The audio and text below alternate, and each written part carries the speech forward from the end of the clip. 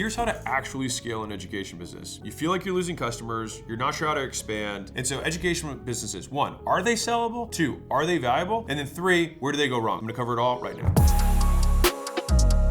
Back streets back, all right. Or is it let's go? I don't know. I actually don't know the words to the song. Don't know the words to any song, believe it or not, except for one that I did for poetry class in 7th grade. Anyways, that's not why you're here. Here's the issue. Many people have education businesses, books, courses, coaching, all of that stuff. And they want to make sellable businesses. They also want their customers to never leave. And so they have these problems, which is that customers are leaving and their business isn't sellable, and they think there's something wrong with their business.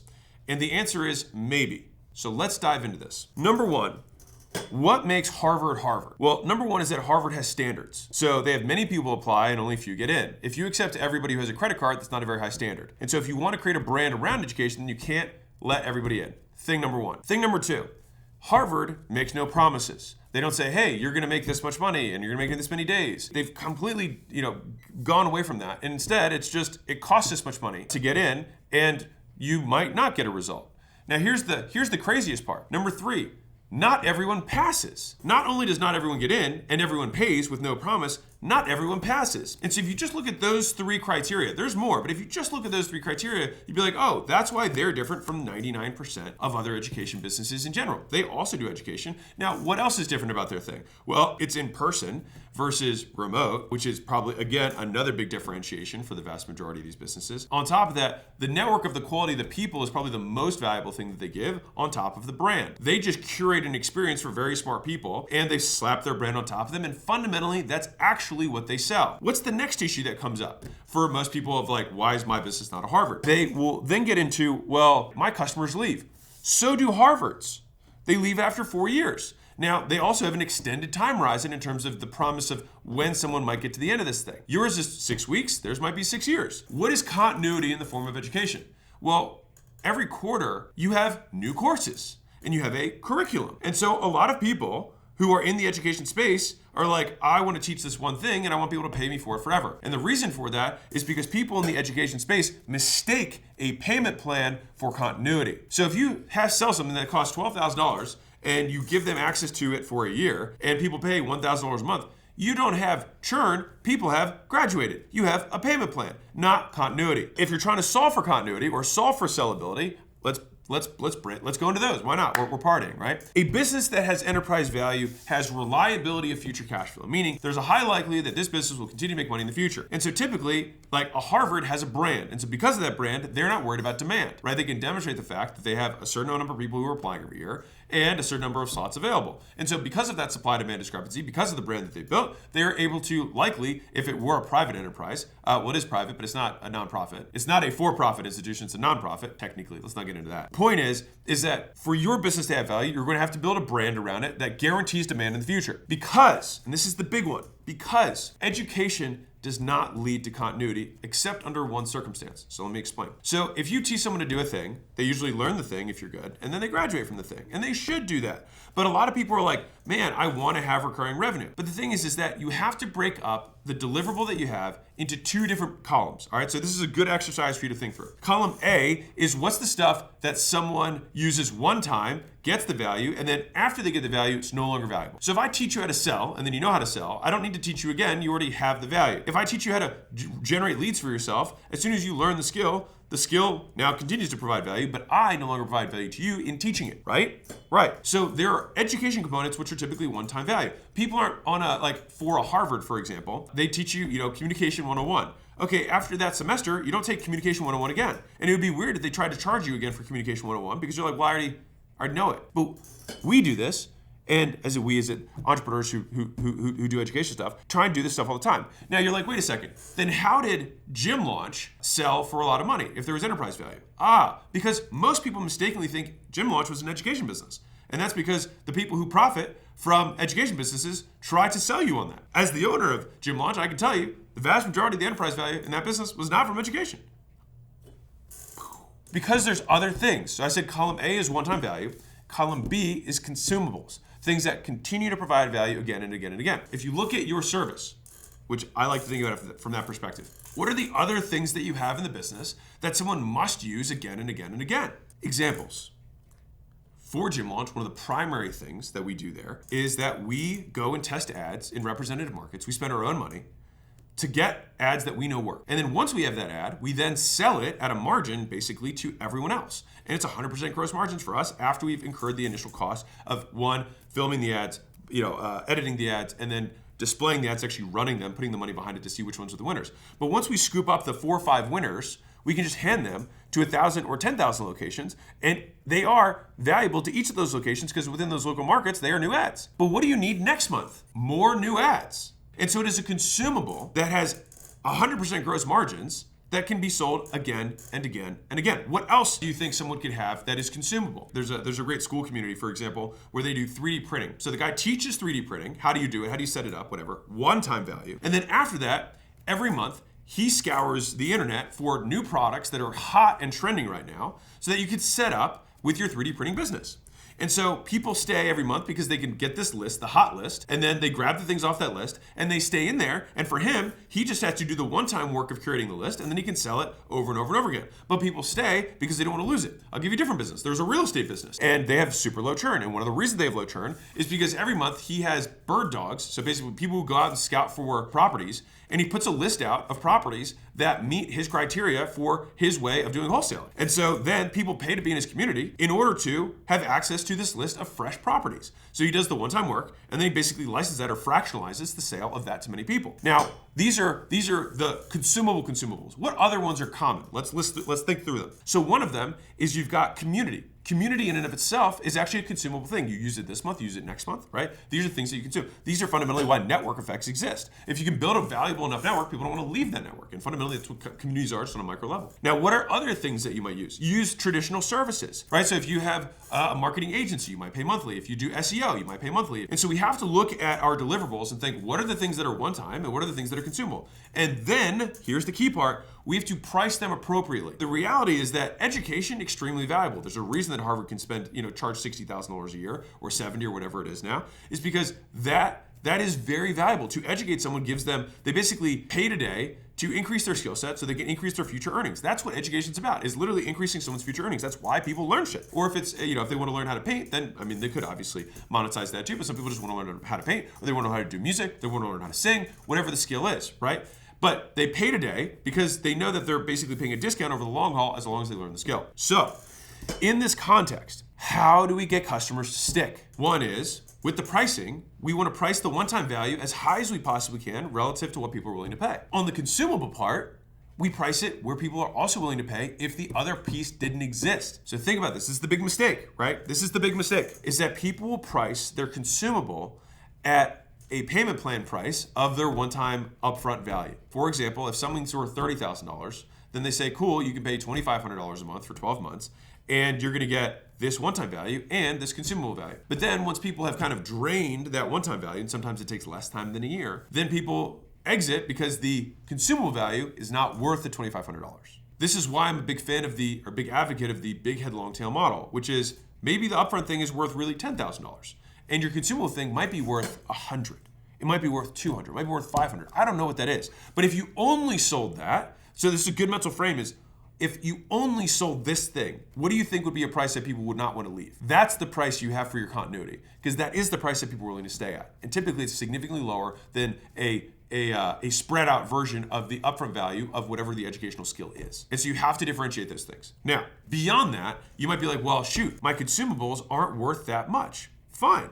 Then structure your pricing so that you always have a value discrepancy between what you charge and what you deliver. Now, the other piece of this is, okay, well, I want to have enterprise value in the business, which means that I should have a reliability of future revenue. Sure, we have a little bit of our consumables. That will stack up over time. Great. We have our upfront, which typically serves to liquidate the acquisition cost, at least how I like to structure things, for the high margin continuity that goes on the back end. But what else can we do? Well, what does Harvard do? They sell you more courses. They sell you more degrees.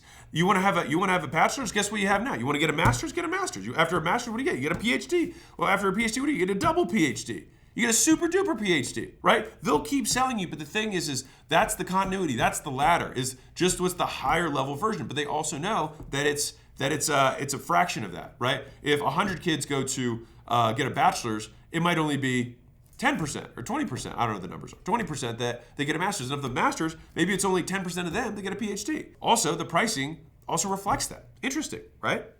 Now, back to the stickiness of the business. A piece of advice: don't start an education business and then say, I'm going to make it a SaaS company. Famous last words. Now, if you're white labeling somebody's tool, whatever, it's not really yours, and fine. That's really just you being an affiliate of someone else's thing, whatever. But if you're like, I'm gonna start something from scratch, the likelihood that you succeed is basically zero. And when I say succeed, it's like actually have a true software exit. I have yet to see, literally, yet to see, and I look at a lot of businesses, and I kind of sit in this space, like I understand it pretty well. I have yet to see a business that has successfully done this. And the likelihood that you are the special snowflake is probably not a bet that I'd be willing to make. You might feel like a special snowflake. Your mama might have told you you're a special snowflake. Your father, well, hopefully he didn't tell you you're a special snowflake. He should hopefully have you prove it. But the point is, it's unlikely, and I prefer to make bets that where if I wait, I win. And if I look around and look at the marketplace and no one's won using this path, it's probably because it's a flawed path. And it is. Because when you attract someone with education, then you try and keep them with software, it typically doesn't work unless it's a core function of the business and you're fully focused on it, which you probably aren't. So if you want something that is super sellable, then you want something that's sticky. If you want something that's sticky, then make the business about the sticky thing. A lot of stickiness here, right? Now, the trade that most people in education and even media companies make is that instead of having something that is inherently valuable as an asset, they tend to just make more money than they otherwise would with a similar scale business in just about any other space. And I see that as the trade of future value or future money for today's dollars. I'll give you a story. So a buddy of mine had a business. He worked on it for between 8 and 12 years. I can't remember. And he took a salary of $70,000 a year. And at the end of that period of time, he sold the business, software company, for $250 million. So $70,000 a year for 8 years, 10 years, 12 years. He lived on Dave Ramsey style, paid his ass off, lived on that. And then boom, $250 million. He could have done an education business and maybe made $10 million a year for that whole time. He's skilled enough for an entrepreneur. And so the question is, how do you want to make money? And I want to be clear. I don't think there's anything wrong with saying, I have a business that makes me $10 million a year that I'll never be able to sell. Well, you get to enjoy the $10 million every single year. So, life's only going in one direction. It's getting shorter. So, I don't think there's anything inherently wrong with that. There's this kind of mantra of what I call the 3 marshmallow problem. So there's the typical story of the child who gets put into a room and he gets 1 marshmallow now, and if he doesn't eat the marshmallow, he gets 2 marshmallows. The problem with that, for those of you who learn how to delay gratification, is that once you learn that skill, you then want to delay gratification forever. And then you hope for this 3rd marshmallow that might never come. Think about different versions of this experiment. If we were to say, hey, you get 1 marshmallow now, and if you wait a year, you can get a 2nd marshmallow. Is it worth waiting a year for a 2nd marshmallow? Is the payoff of a 2nd marshmallow worth it? Maybe. Maybe not. Is it worth it at 10 years? Is it worth it at the end of your life, you get the 2nd marshmallow? Maybe. Maybe not. And so I think a lot of people mistake delaying gratification with maximizing gratification. Yes, it's true. Delaying gratification in general tends to, especially at the beginning, increase your reward. But at some point, there is a diminishing return, in my opinion, beyond which you should just get your reward, right? Also, there's this misconception, I think, that by taking the reward, unlike the experiment, that it prevents you or precludes you from getting another marshmallow again later, which oftentimes it doesn't. And so I think there's a sweet spot, and that's like most things, is that the magic is in the middle, is being able to balance both extremes. And what many people will do, strivers especially, will just suffer for extended periods of time, and then sometimes they don't even get the 2nd marshmallow, and the 1st marshmallow is stale. I don't see an issue with the fact that the business that you have might just generate more cash flow and not really be that sellable. That's okay. It's a trade you make. And I think it's a reasonable trade. But if you want to have your cake and eat it too, then there is one specific type of education that does have continuity. And so that's what I'll dive into. So obviously all the components that I talked about that are consumables, those will drive continuity. But there is one specific type of education that drives continuity, which is continued education. So there are professions where you have to stay up to date with technology. You have to stay up to date with new practices. Where if you can build a business where you recertify people on new skills or new technologies that come out on a consistent basis, then that membership, which is really what the business is, that membership business can over time continue to compound, and you can demonstrate that people will stay with you for an entire career. If you can demonstrate that, then you have a business that is very valuable and is in education and can sell at almost a tech multiple. And fundamentally, inherently, technology businesses they don't get these multiples because it's not like, oh, I have a software, therefore I get a software exit. Like, no one gets this. And the thing is that people will preach this because they want to sell you on that idea, but that's not how an investor sees it. The things that make a software valuable are the things that make a business valuable, which is that there is revenue retention, there's high gross margin, there's high incremental margin, there's less operational drag at scale. These are all the things that make software companies at scale more valuable. It's not that the fact that they use code that makes them valuable. If you sell people into a software and they churn out, every 6 months, that's not valuable. It's basically the same as a service. And you're going to be valued based on the fact that you have customers that come in come in and out all the time. And the thing that you'd have to establish is a brand that would then prove out the fact that you're going to continue to have demand like Harvard for years to come. And so if you're not doing this, then you're basically just building something that generates cash flow, which, to be fair, I'm not saying there's anything wrong with that. But the big misconception is the idea that, number one, there's something wrong with it. Number two, that I have to add software or something to make my company valuable, which it won't make it valuable. It'll likely make it a distraction and decrease the size of the business. Number three, we're cranking. You're charging too much for the consumption and too little for the education. You probably need to do this. Charge more for the upfront thing because it is life-transforming value, and then charge less for the thing that's ongoing because it probably is less valuable than the other one. And if you're like, I'm not sure if mine is less valuable, well, just look at your churn. People are telling you if it's less valuable. And if you don't have something that is consumption-based, think about what components of whatever it is that you sell, someone must consume on a monthly basis that use and reuse so that you can get them to buy again and again. So these are my qualms with education done right. This is how I think about it. And hopefully that should put to rest, one, how do I sell my education business? Well, it's not about an education business, it's about keeping a business that keeps customers for a long time and having high gross margins. I gave you one model that does work. The other model is having a stack of consumables. Continued education is also a method that works there. But again, that's the new thing. That's the PhD, that's the master's. It's certification level 1, 2, 3, 4, 5, 6, right? It's the extra thing that you're doing, and you have to understand that there's gonna be a trade-off or drop-off at each level. Now, if you sell only continued education on the front end, then you have people who already have a prerequisite. So then the issue there is going to be finding the people who already have the prerequisite that matches your continued education demands. All businesses have problems. Now, if I wanted to go use my marketing skills on something, because if you sell education, you have to get good at marketing and sales. It's one of the parts of the business. If you want to build something like that, then let me give you the easiest hack in the world to build something that's really valuable. Find stuff people already don't stop buying. Then use your marketing and sales skills on that, which is fundamentally what we did with private equity. So what do I put in my feature set to make it stickier? So number one is I would add as few things as possible, and you likely can delete things. This is big. This is very big. How many education businesses do you know that include calls, accountability, some sort of resource library, library of all past, Q&A calls or one-on-one calls? Probably a lot of them. Have any of them solved churn?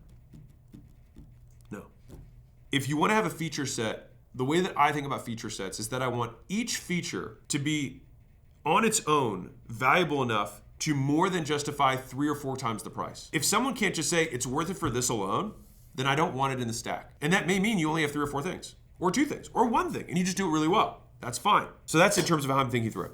In terms of what thing should I add and when, we have to answer what problem are we solving. If people are churning and you have an education business, well, unless you're doing continued education, that is the nature of the business, and you're probably mispriced on the back end, probably mispriced on the front end. In terms of when to add it, it would be when I know that this particular service is something that people consume again and again and again. So if you get repeated questions month after month after month of a problem that needs to get solved, this is where service businesses start to sprout off of education.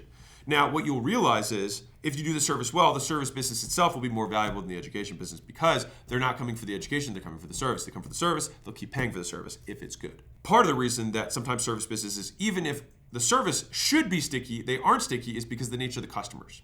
So let me explain that.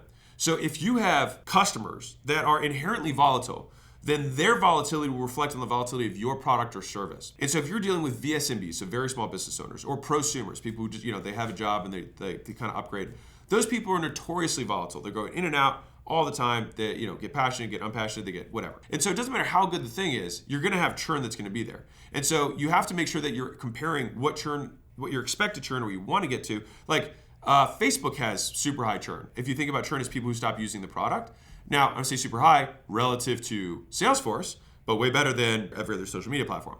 And so you look at Shopify. Shopify, I think, is considered best in class. I think they have 55 or 60% renewal on an annual basis, meaning they lose 40% of customers every year. But the people who stick after that year stick for the long haul. You're going to have involuntary churn the lower on the axis you go. What you want to make sure is that after people reach a milestone, they never leave. So that's what you're really going for. So if you have some period of time, let's call it 12 months, where people churn in and out, and then after 12 months, no one ever leaves because they reach certain benchmarks or certain activation points.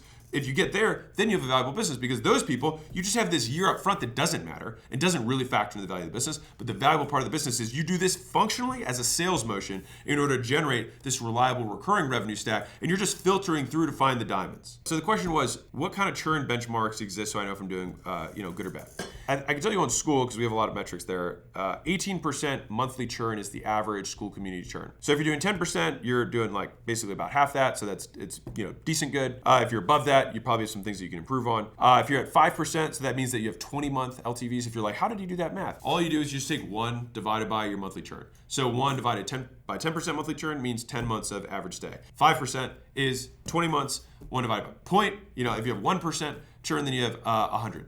Right, 100 months. What's good, what's bad? Well, the lower the better, duh. The piece that I would really care about is M12, so the 12-month retention.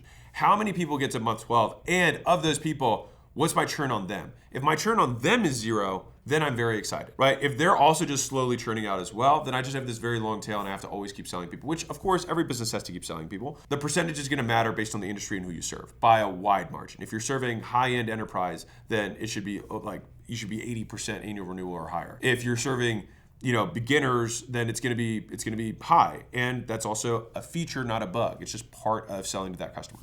For me, what I care about fundamentally is the cost and the return of a permanent customer. So let me break this down. This is probably the most important concept. All we care about in any business is how many permanent customers do we have. So let's say that you have, for every 10 people who buy your education, 3 of them transfer over to your service, and of the 3 that transfer to your service, 1 of them never leaves. Then we just have to know, okay, it costs me 10 times my current cost to acquire a customer to get 1 person who never leaves. What's that LTV to CAC ratio? If you're having just your LTV to CAC ratio for front-end business, that's different than LTV to CAC, LTV to permanent. What's my permanent CAC to a permanent LTV? They just never leave. And if you're like, well, I don't really have that yet. Well, yeah, because that's the hard part of business. Once you figure out the product market fit of what's my feature stack, what type of customer is that feature stack better served for, so that 12 months from now, these people never want to leave. Once you solve that part, that is the hard part of business. That is the hardest question to solve. Once you solve that, then everything else is basically just math of how do I find more of those people? And if I have to go through 5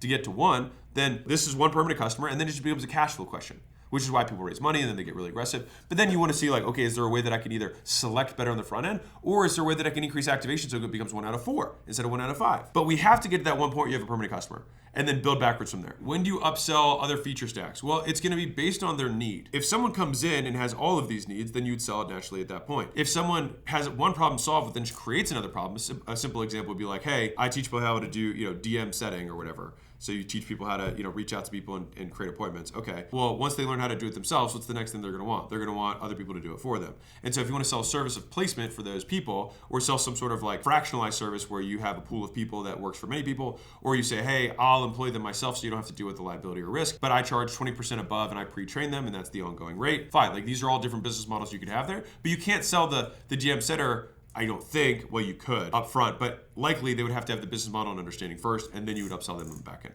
So offer timing matters just as much, if not more, than the offer itself. Like sometimes you have the absolute right offer and you're just offering at the wrong time. So people say, hey, I really want to start a business that has enterprise value. They'll say, I want a real business. I don't think they're like, fundamentally, if you exchange goods and services for money, then you have a real business. So you got to deal with your own head trash on that. If you define real business as a business that becomes an asset that's sellable to somebody else, fine, I understand that. But don't let anyone make you believe that there's something inherently wrong about the business you have. If you follow the law and you exchange goods and services for money and you make a profit, then there's, in the eyes of Alex, there's nothing wrong with what you do. You use the skills you got to provide for your family. I don't think there's any shame in that. I would die on that hill. Beyond that, if you're like, I would just prefer to have a different business, or I'd rather have a business that doesn't rely on me, I'd rather have a business that I could sell someday because I have whatever goals that I have, fine. I have yet to see I'm going to use my cash flow from my education thing to feed my software or service business and then let that take off. Usually what ends up happening is that, both businesses end up taking your attention, and the service business doesn't put as much cash flow out, neither does the software company. And your lifestyle has already accustomed to the higher income level that you've generated from your high cash flow business. And so you never really want to give it up because you don't want to take a lifestyle cut, which most people can't. And so they end up not being able to pursue it. If you do make the jump, you can win. So I want to be clear. Sam Ovens from school had consulting.com, sold and shut down consulting.com, went all in on school. Alex Becker with Hyros had Market Hero, which is an education business, sold and shut that down, started Hyros, went all in on Hyros, made it work. And both have succeeded exceptionally well. Same. If you want to do it, but no half measures. Well, hopefully that puts the nail in that coffin for those of you who are unsure about that. I get that question probably twice a month, and hopefully that just resolves that. And if you like this type of business breakdown, I actually break down real businesses all the time, and you can check out one of our most popular ones here.